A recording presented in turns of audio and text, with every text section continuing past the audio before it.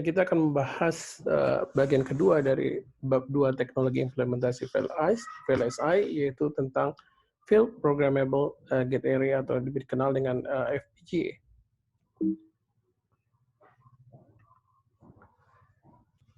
Ya, FPGA merupakan kategori programmable logic atau programmable digital integrated circuit.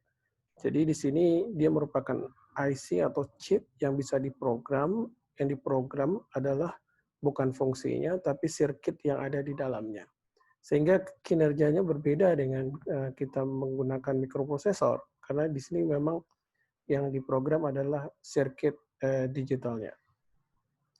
Jadi ini merupakan standard off the shelf part, artinya dia merupakan komponen yang umum, sama seperti komponen mikroprosesor, memori, dan lain sebagainya, yang bisa kita membuat jadi sistem di atas sebuah PCB. Kemudian fungsionalitas ya akan diimplementasikan di dalam chip ini melalui mengkonfigurasi apa yang disebut dengan logic block dan interconnection-nya. Jadi di sana ada logic block yang bisa diprogram fungsinya, misalnya sebagai fungsi gerbang AND, gerbang OR, gerbang NOR, atau yang lebih kompleks seperti decoder, encoder, atau arithmetic logic unit. Ya.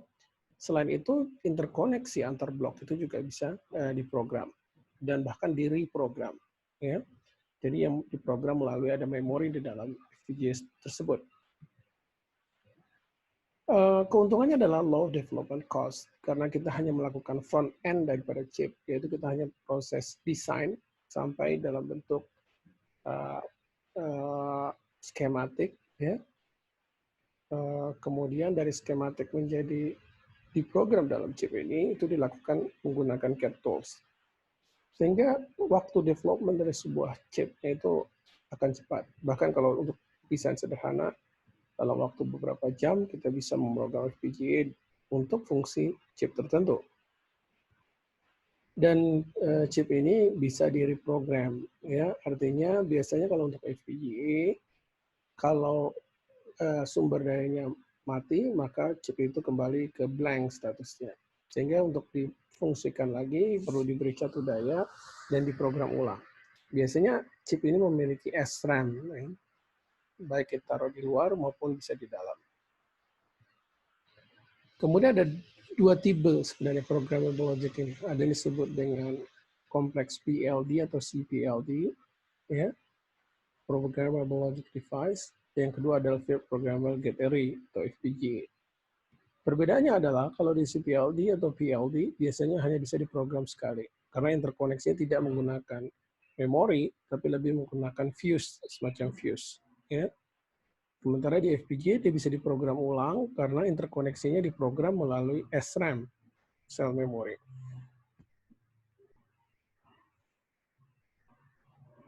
Ya, kenapa kita menggunakan FPGA? Ya, biasanya full custom chip atau semi custom chip, ya, biasa digunakan untuk menggantikan berbagai macam fungsi logika atau glue logic, ya.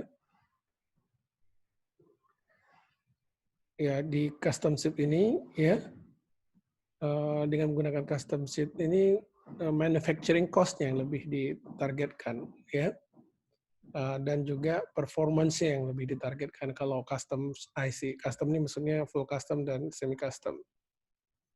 Namun custom chip ini dia sangat expensive dalam development-nya, karena kita harus fabrikasi chipnya ke foundry, ya, ada biaya foundry-nya. Kemudian kita juga harus mendesain sampai level transistor, sampai layout fisiknya. Dan ini juga memerlukan development time yang lama, ya, dan dapat mengakibatkan tertundanya pengenalan produk kita sampai market. Jadi di time to market bisa menjadi masalah, ya, karena waktu desain yang cukup lama. Kemudian biaya yang biasa kita keluarkan untuk development ini kita sebut juga dengan NRE, non-recurrent engineering cost, ya. Kemudian cost lainnya untuk sebuah chip adalah manufacturing cost. Ya. Nah, biasanya kita melakukan trade-off antara NRE dan manufacturing cost ini. Ya. Kita bisa lihat di sini, ya, FPGA itu digambarkan dengan grafik A di sini, ya, yang mana NRE-nya kecil, ya. Kemudian namun apabila diproduksi banyak, harganya bisa makin lama makin meningkat. Sementara kalau kita menggunakan custom chip, baik itu semi custom atau full custom, NRE-nya mungkin lebih besar, development cost-nya besar. Tapi dengan meningkatnya jumlah, ya, cost daripada manufacturing itu tidak begitu meningkat, ya, karena manufacturing cost-nya rendah, relatif rendah, ya. Karena custom IC biasa ditargetkan untuk mass production, sementara untuk FPGA ini lebih ditargetkan kepada produk-produk ya, jumlah terbatas dan spesifik.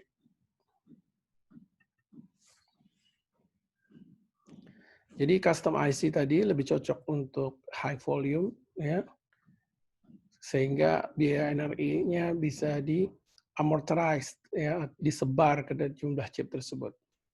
Kemudian yang kedua, dia tidak sensitif kepada time to market. Misalnya produk-produk yang standar, tidak state of the art kayak 3G, 4G gitu ya. Itu kita bisa menggunakan teknologi custom. Nah, FPGA ini menjadi semacam alternatif untuk mengimplementasikan IC, ya. Dan dia juga dari sisi densitasnya sekarang juga sudah menyaingi daripada ASIC, jadi kompleksitas juga bisa diatasi dengan FPGA, namun dengan cost tentunya lebih besar.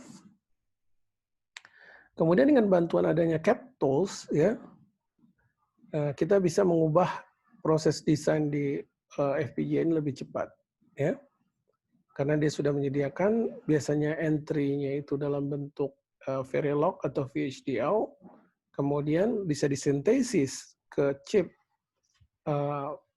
FPGA atau PLD dalam order menit ataupun jam, ya. Jadi di sini tidak ada diperlukan proses pembuatan layout fisik atau mask ataupun manufacturing daripada chip tersebut, ya. Sehingga FPGA bisa kita anggap memiliki NRE yang kecil dan waktu ke market yang pendek, shorter time to market. Dan di sini juga digambarkan bahwa FPGA perkembangannya juga mengikuti Moore's Law, ya, itu jadi double density-nya within 18 months, ya.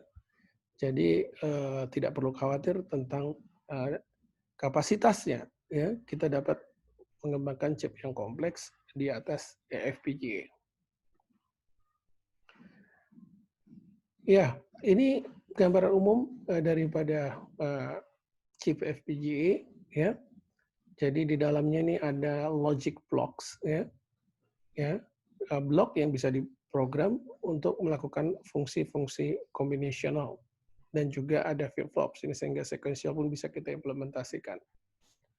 Nah, logic blocks ini tersebar di seluruh chip, dan hubungan antara logic blocks ini dilakukan melalui matriks interkoneksi, ya.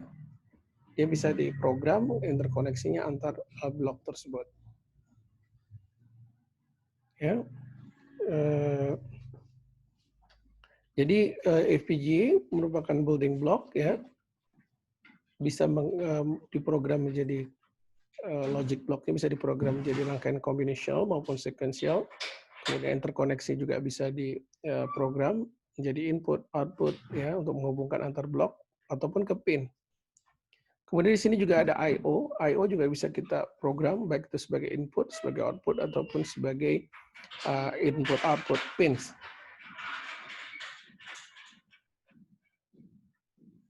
Logic blocks. Logic block tadi yang saya sebutkan dapat diprogram menjadi fungsi kombinasional ataupun sequential.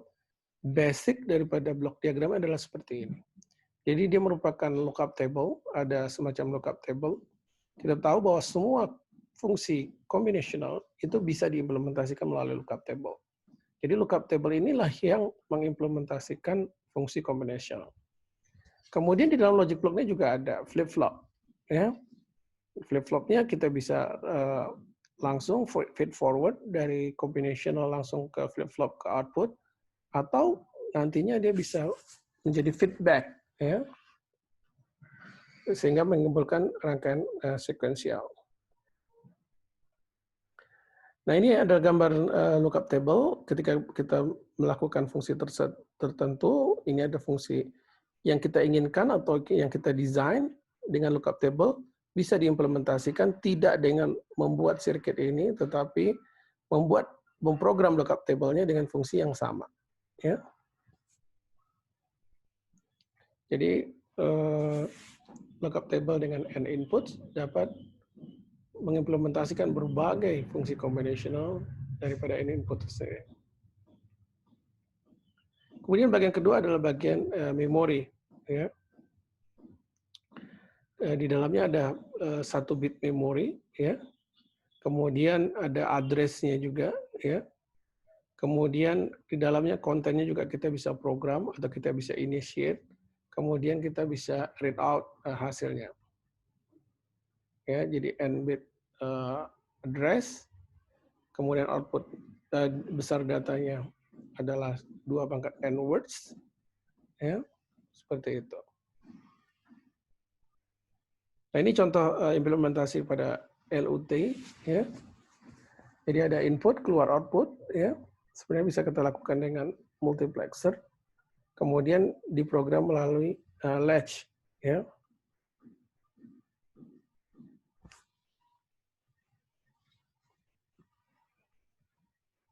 Nah, kemudian LUT implementation juga bisa dilakukan melalui seperti ini, ya. Jadi ke multiplexer, ya. Kita lihat di sini. Kemudian di sini ada configuration memory yang bisa kita program, ya. Sehingga ini juga bisa merepresentasikan fungsi logika yang kita inginkan. Nah, ini adalah programmable interconnects, ya, interkoneksi. Ya, kita bisa program. Bisa menggunakan local connect. Local connect adalah hubungan di dalam logic block, ya, atau menggunakan horizontal vertical line, ya, yang bisa menghubungkan masing-masing blok ini. Jadi dia memiliki horizontal vertical, tapi ini belum terhubung. Supaya terhubung antara horizontal vertical, di dalam ini ada switch matrix. Switch matrixnya seperti ini, ya. Jadi semua kemungkinan daripada hubungan horizontal vertical ada dibuat semacam switch, dan switch ini dibentuk dari pas transistor dengan kombinasi seperti yang ada di sini. Sehingga kita bisa membuat interkoneksi di semua kombinasi untuk horizontal dan vertikal.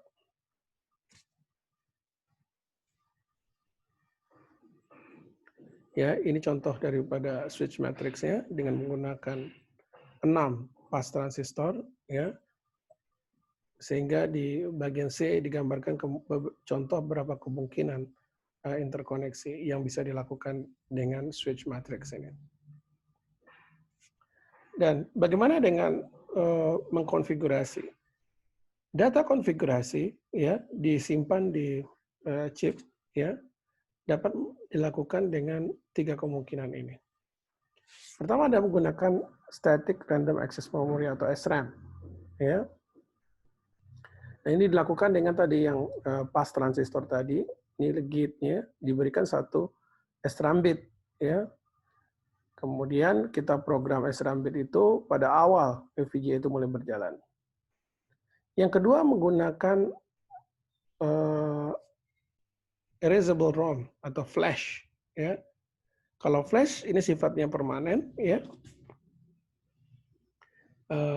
Jadi kita tidak perlu memprogram ulang apabila jatuh daya dihilangkan, ya. Tapi tetap bisa diprogram ulang, ya. Yang ketiga, ini yang biasa dipakai di CPLD atau PLD, itu menggunakan anti-fuse seperti ini. Anti-fuse artinya apabila dia diberi tegangan, baru dia jadi kontak, ya. Dan ini dibentuk dengan low resistant path, ya, yang secara elektrik bisa diprogram. Dan ini sifatnya one time programmable. Makanya beda FPGA dengan CPLD dan FPGA adalah PLD atau CPLD itu sifatnya adalah one time programmable. Dan ini sifat juga radiation tolerance, ya. Sehingga dia konfigurasinya cukup permanen. Ya. Nah ini contohnya, latch ini di sini yang dimaksud dengan cell memori flash ataupun SRAM. Ya. Dengan kita memprogram kitnya ini, kita bisa menentukan apakah ini terkoneksi antara horizontal dan vertikal. Jadi di sini latch berfungsi untuk membuat interkoneksi ya antar horizontal dan vertikal. Dan dia juga sebenarnya dibuat untuk memprogram logic blocks untuk fungsi tertentu. Nah, biasanya konfigurasi ini tidak kecil karena switch-nya jumlahnya banyak. Jadi di awal itu akan dimasukkan secara streaming, ya.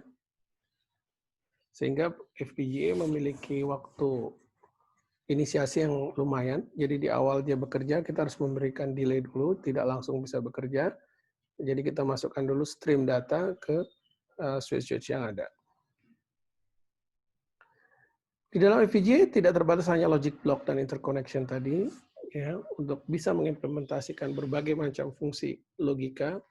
Di dalam FPGA sendiri juga berbagai blok-blok krusial dalam sistem digital juga available. Sebagai contoh, clock, sumber clock, dan clock distribution-nya. Kita tahu bahwa apabila clock tidak distribusikan secara khusus, ya, maka akan terjadi delay antara satu flip-flop dengan flip-flop lainnya. Sehingga biasanya FPGA memulai jalur clock yang tersendiri, khusus clock, tidak digabungkan dengan jalur signal. Ya, seperti global clock, ya, dia dihubungkan dalam bentuk square seluruh bagian daripada chip untuk menjaga latensi yang rendah antara satu blok dengan blok yang lain. Blok penting yang lainnya adalah embedded memory blocks. Ya, tidak ada fungsi digital saat ini yang tidak membutuhkan memori. Sebagian besar memori dibutuhkan di dalam sistem digital. Bahkan sekarang menjadi dominan, ya. Seperti saudara mempunyai smartphone saja, pasti akan ditentukan berapa memorinya, ya, untuk penyimpanan data.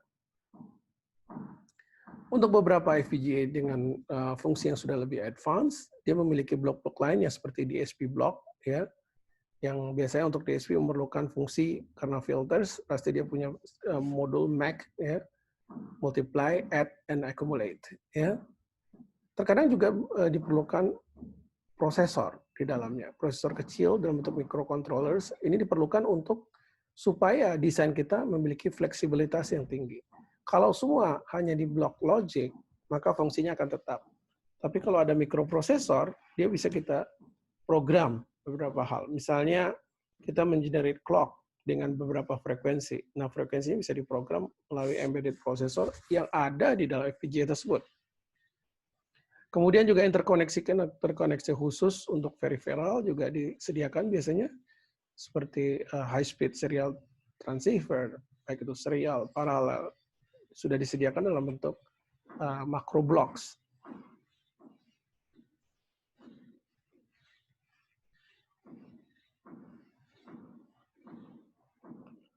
Ya, salah satu yang trennya, jadi FPGA sendiri tidak hanya untuk sistem digital, seperti saya sebutkan tadi, di dalamnya sudah ada prosesor atau mikroprosesor.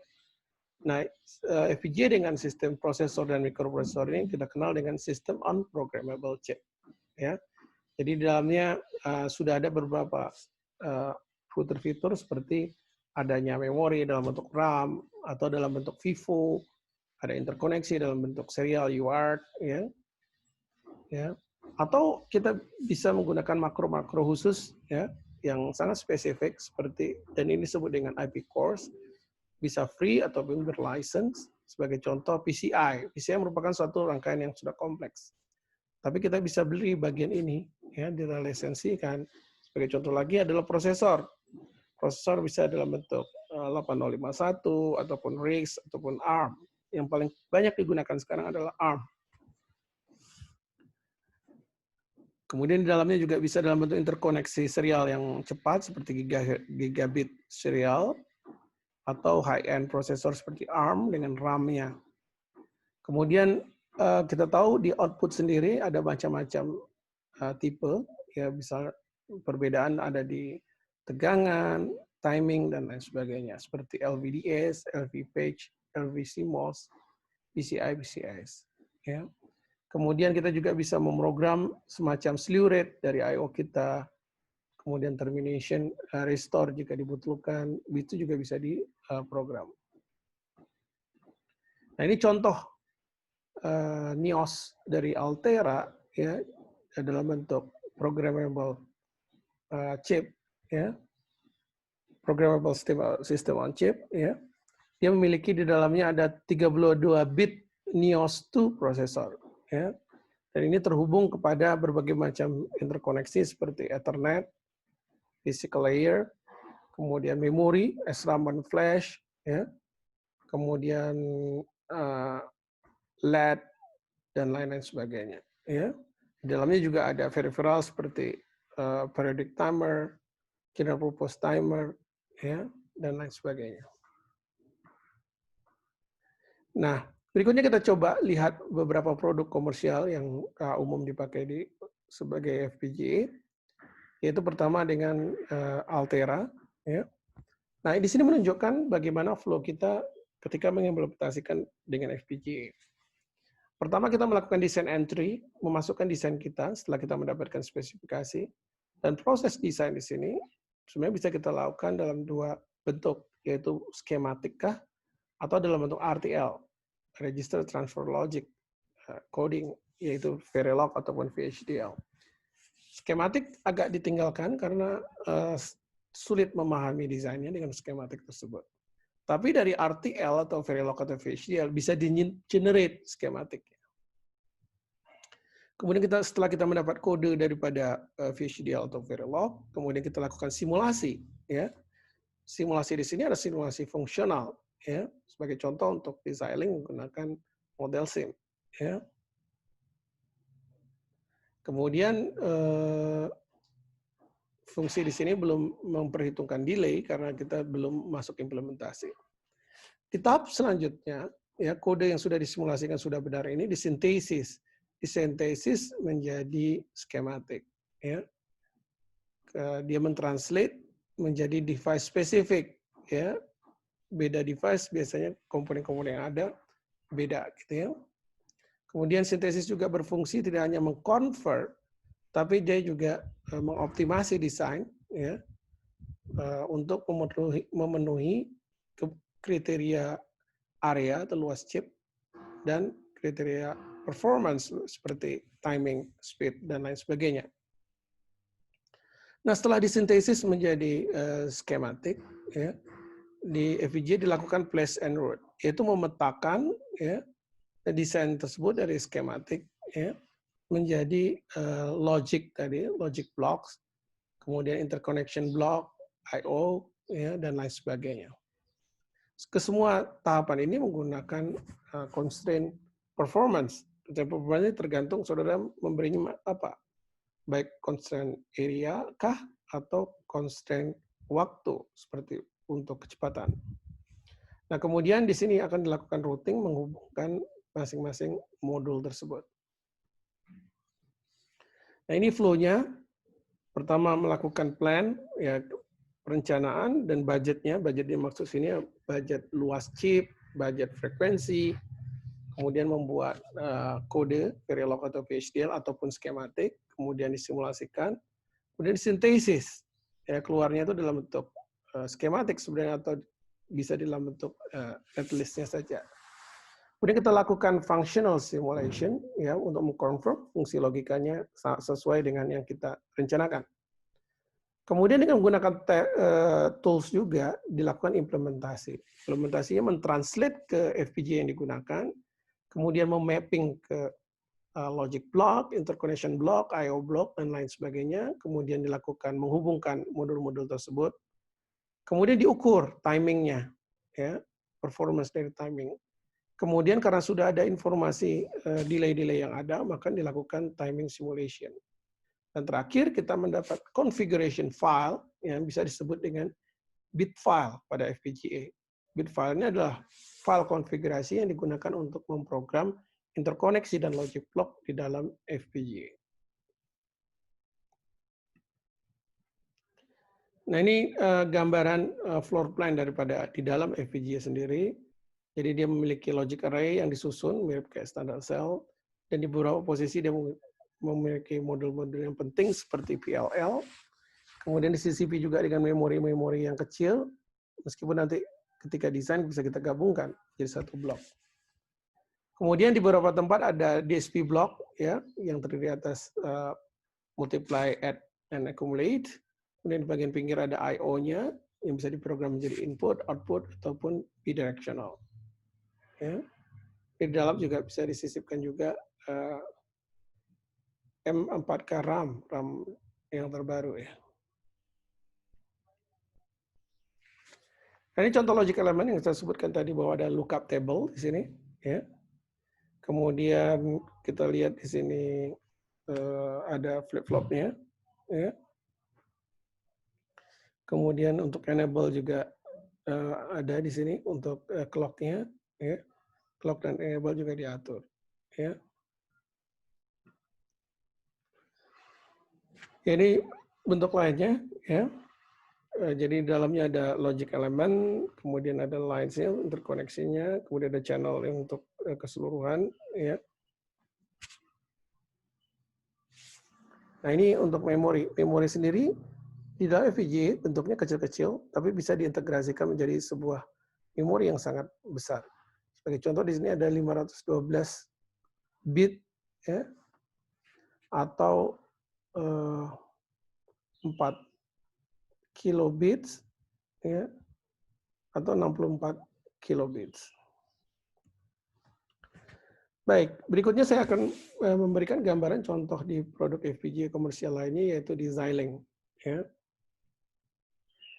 Xilinx bentuknya kira-kira seperti ini ya. Jadi ada logic cell, di dalamnya bisa ada prosesor, dalam hal ini Xilinx menggunakan PowerPC ya. Kemudian ada interkoneksi serial yang bisa mencapai 622 Mbps ataupun 3125 Bps. PowerPC-nya juga tidak satu, bisa 1 sampai 4 ya. Kemudian transceiver-nya ya juga dilengkapi ya. Multiplier yang sering digunakan dan waktunya lama biasanya, maka dibuat multiplier yang sudah dioptimize ya. Kemudian logic elemennya cukup banyak, dari 3.000 sampai 50.000 logic cell. Ya, kemudian RAM juga tersedia 200 kilo sampai 4 megabits. Ya. Sekian, ya, demikian. Dan isinya lagi di sini ya, dalam satu blok bisa didapatkan 16 bit synchronous RAM, 16 bit shift register. Kemudian ada juga carry logic untuk adder, ya, kita bisa memanfaatkan carry-nya.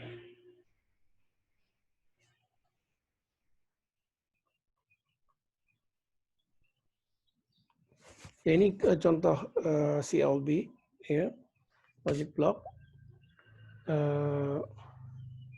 Sini ada switch matrix, ya.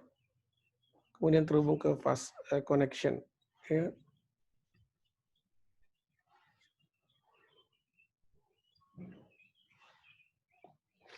Ya, ini bentuk daripada embedded, ya. RAM-nya, ya, terhubung juga ke switch matrix, ya, kemudian terhubung juga ke multiplier. Jadi dia bisa mengimplementasikan multiplier yang sangat besar dengan latency yang kecil dan speed yang tinggi. Dan DSP block juga biasanya ada di Altera chip FPGA. Sebagai contoh di sini ada 2 kolom ya per device, dan tingginya bisa bervariasi, ya, bisa mengimplementasikan 9 sampai 36 kali 36 multiplier.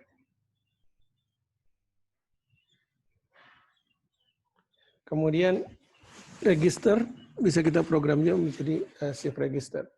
Ya. Ini contoh DSP bloknya, jadi ada multiply, ada juga register, kemudian bisa di-add untuk mengakumulasinya. Kemudian ini tadi yang disebut dengan interkoneksi yang cepat, ya.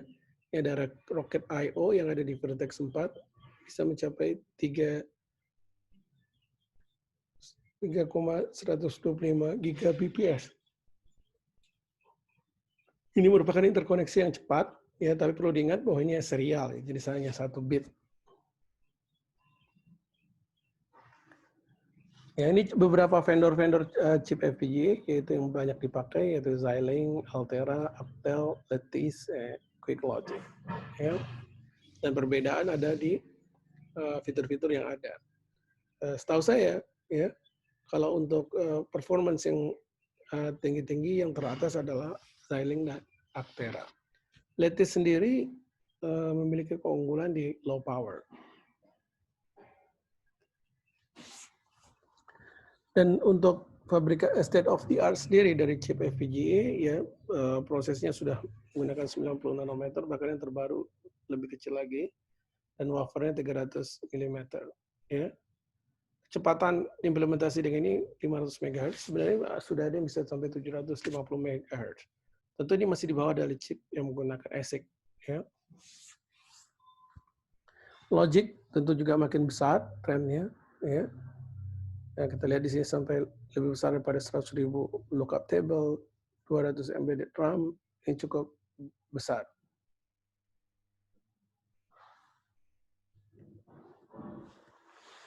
Nah, ini perbandingan antara chip Xilinx dengan Altera, prosesnya sama di 90 nano, ya. I/O-nya bisa kita lihat di sini Altera 1170, sementara Xilinx 960. Logic gate-nya di sini 200.000, sementara di sini 179.000, ya. Demikian beberapa perbedaan daripada chip Xilinx dan Altera. Jadi kenapa FPGA? Ya, kalau kita bandingkan di sini antara ASIC, FPGA dan mikroprosesor, ya. FPGA ini NRI-nya kecil, ya. Kemudian unit cost-nya juga, unit cost-nya lebih mahal, ya. Time to market-nya FPGA cepat, ya.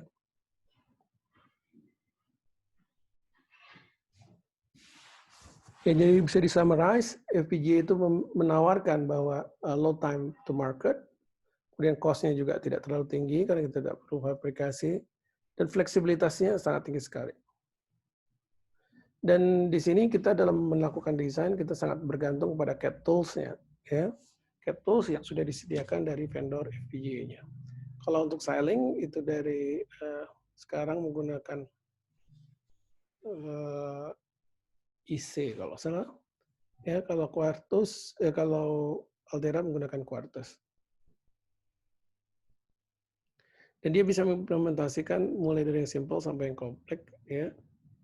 Yang terdiri dari atas LUT, flip-flop, routing, storage, dan I/O. Baik, itu bagian kedua daripada kuliah ini. Ya. Terima kasih atas perhatiannya. Selanjutnya kita akan masuk ke bagian ketiga, yaitu sistem generators. Terima kasih.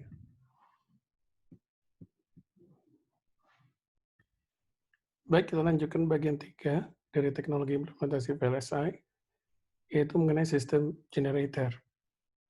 Sistem generator ini adalah bagaimana kita membuat mengimplementasikan desain di atas FPGA, ya, tanpa harus membuat kode Verilog, ya, karena tidak semua orang bisa Verilog, tidak bisa VHDL, dan RTL sendiri akan di-create secara otomatis, ya, dari simulasi daripada sistem.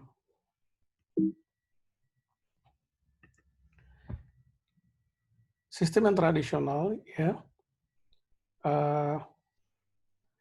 orang melakukan desain itu pertama adalah membuat model daripada sistem itu bisa menggunakan MATLAB, Simulink software untuk menjamin sistem dapat bekerja. Selanjutnya, kode MATLAB ini diterjemahkan secara manual oleh desainer, ya, dengan menggunakan bahasa Verilog ataupun VHDL. Nah, terjadi gap, ya, perbedaan persepsi antara simulasi sistem di MATLAB atau Simulink, ya, dengan implementasi di FPGA. Nah, untuk mengatasi hal ini, ya, ada software baru yang disebut dengan System Generator Toolbox, ya, untuk mengisi gap, ya, antara sistem designer dengan Verilog coder, ya. Nah, dalam ini hanya satu model saja, sementara tersedia software-software lain yang memiliki fungsi dan metodologi hampir mirip, ya. Di sini kita memfokuskan produk dari Xilinx, ya. Kemudian untuk sistem simulasinya menggunakan Simulink, ya. Karena ada juga software lain yang simulasi sistemnya menggunakan bahasa C, gitu, ya. Kemudian ada API Core Generator yang kita akan pelajari dan juga FPGA Implementation Tools.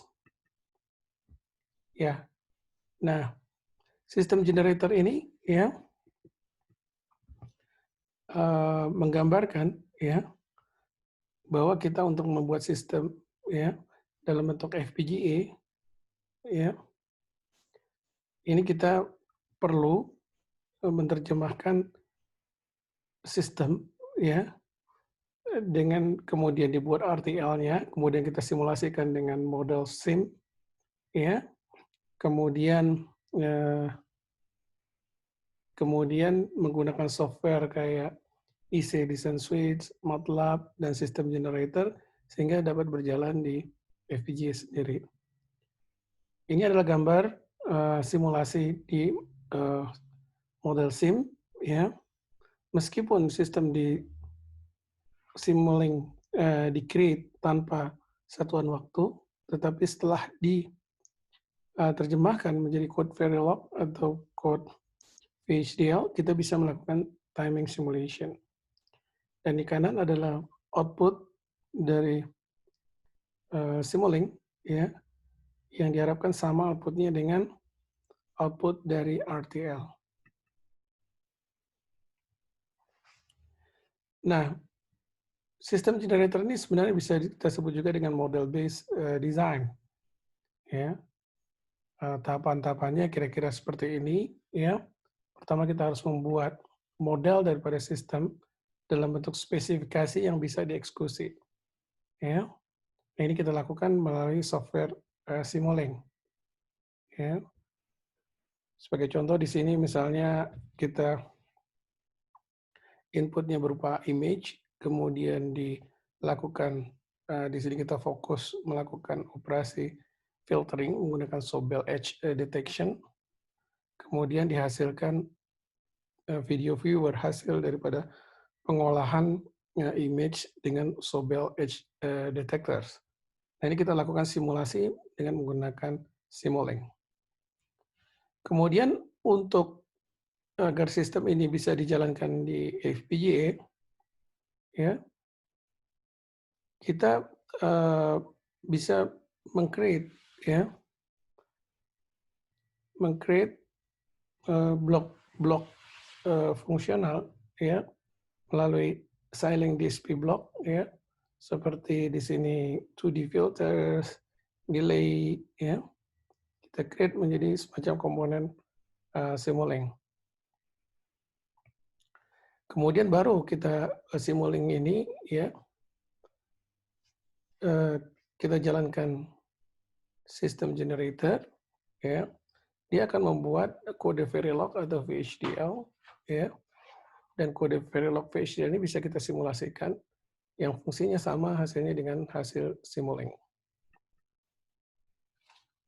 Desain flow-nya seperti ini. Jadi pertama kita mendevelop spesifikasi sebenarnya yang dimodelkan dalam bentuk executable spec di Simulink. Kemudian dari model Simulink kita dan menggunakan Xilinx DSP block set, ya, modul-modul DSP yang ada di Xilinx maksudnya, kemudian di-develop dengan sistem generator. Hasilnya berupa kode RTL baik VHDL atau Verilog, ya, yang intinya kode VHDL ini sebenarnya menjalankan IP atau intellectual property block. Jadi semacam Xilinx sudah mengenerate misalnya kalau untuk komunikasi itu FFT, dia sudah punya modul FFT itu, atau filter, FIR filter atau AIR filter, dia sudah ada bloknya itu. Jadi sebenarnya dia menerjemahkan ke IP blok yang dia miliki. Dan kode Verilog ini bisa kita simulasikan, ya, test bench bisa di-generate, sehingga kita bisa melakukan verifikasi fungsionalitas dengan model SIM.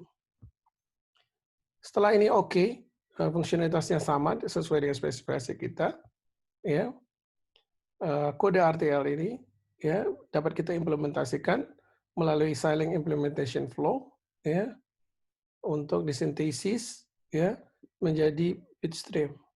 Kemudian bitstream kita download ke FPGA sehingga memiliki fungsi yang sama dengan yang Simulink. Ya, ini software simulasinya, software verifikasinya. Jadi di setiap tahap daripada proses ini kita bisa mengecek apakah sistem tersebut sudah bekerja sesuai dengan spesifikasi kita. Sebagai contoh dengan sistem generator, ya, sistemnya sendiri kita bisa verifikasi fungsionalitasnya dengan menggunakan Simulink, ya, kodenya di level yang lebih tinggi, ya. Kemudian disintesis menjadi kode Verilog atau VHDL, fungsionalitas tetap kita bisa verifikasi menggunakan functional simulation, biasanya menggunakan model SIM. Kemudian diimplementasikan ke FPGA, ya, dalam bentuk netlist dari FPGA, konfigurasi FPGA. Nah, hasilnya pun dapat kita verifikasi karena dia sudah terimplementasi, maka simulasi yang kita lakukan adalah timing simulation, sudah menginclude informasi pewaktuan daripada sistem. Nah, kemudian hasilnya berupa bitstream, konfigurasi dari FPGA bisa kita download ke FPGA.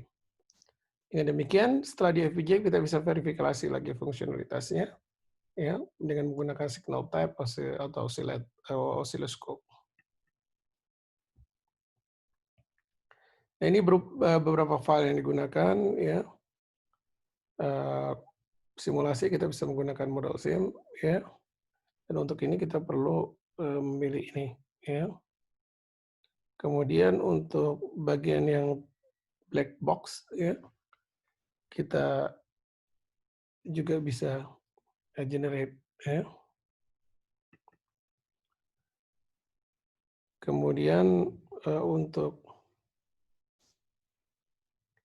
bagian-bagian lainnya, ya, misalnya berhubungan dengan Ethernet, ya, ini juga kita bisa cek, ya. Nah, secara sistem nanti kita akan mendapatkan sistem seperti ini. Dalam sebuah sistem biasanya kita ada bagian inputnya, ya, input. Jadi tidak semua sistem ini harus di-create dalam bentuk RTL, ya. Seperti bagian input ataupun bagian verifikasinya, kita bisa tetap menggunakan Simulink, ya, karena ini sifatnya tidak dibuat hardware, ya kan. Kita hanya mengecek data-data output maupun data input. Nah, bagian yang benar-benar akan diimplementasikan di hardware, ini memang kita generate dalam bentuk RTL.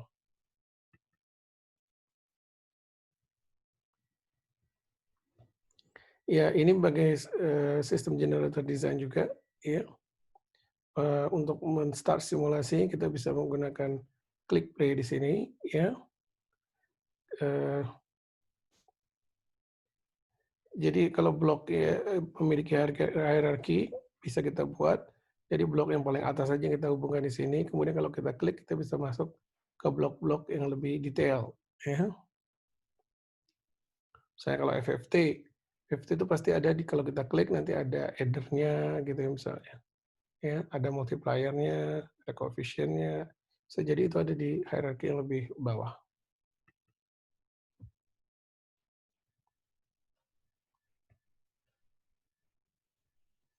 Ya, ini bagian period juga harus kita set ya, karena ini akan bekerja di bagian hardware ya, clock enable ya. Nah, ini adalah fungsi untuk mengenerate kode RTL atau HDL-nya. Kita harus mengisi beberapa komponen penting di sini. Ya, seperti netlist-nya kita bentuk apa? Bisa VHDL, bisa Verilog. Kemudian target part-nya, sailing seri berapa, bahasanya apa, dan kemudian clock period kita mau berapa megahertz misalnya. Kemudian untuk meng-create test bench, untuk ngetes juga kita perlu tes, dan yang terpenting adalah generate HDL-nya. Output filenya dalam bentuk output design file dalam bentuk VHDL atau Verilog. Kemudian ada ADN NGC, merupakan core implementation file dan netlist. Kemudian berupa constraint desainnya sendiri XCF. Kemudian di bagian project filenya ada yang IC, ya, Project Navigator dari Xilinx. Kemudian SGP, ini System Generator Project. Kemudian TCL, ini merupakan script. Kalau kita ingin mengulang lagi proses yang sudah kita lakukan, bisa menggunakan script. Kemudian ada file simulation-nya juga, yaitu file do. Biasanya adalah simulation script. Saudara bisa merun lagi dengan meng-call file do ini. Kemudian data filenya, ya, yang berisi test vektor juga disediakan. Kemudian template daripada simulation test bench-nya yang dalam format underscore tb.vhd atau underscore tb.v Verilog. Demikian topik ini, ya. Mudah-mudahan bisa menggambarkan kepada saudara bahwa untuk mendesain FPGA tidak hanya terpaku bahwa kita mendesain dalam level dimulai dengan RTL, tapi kita bisa memulai dengan sistem level. Dalam contoh ini menggunakan Simulink. Seperti saya sebutkan tadi, ada juga software yang memulainya dari bahasa C. Ya. Terima kasih. Wassalamualaikum warahmatullahi wabarakatuh.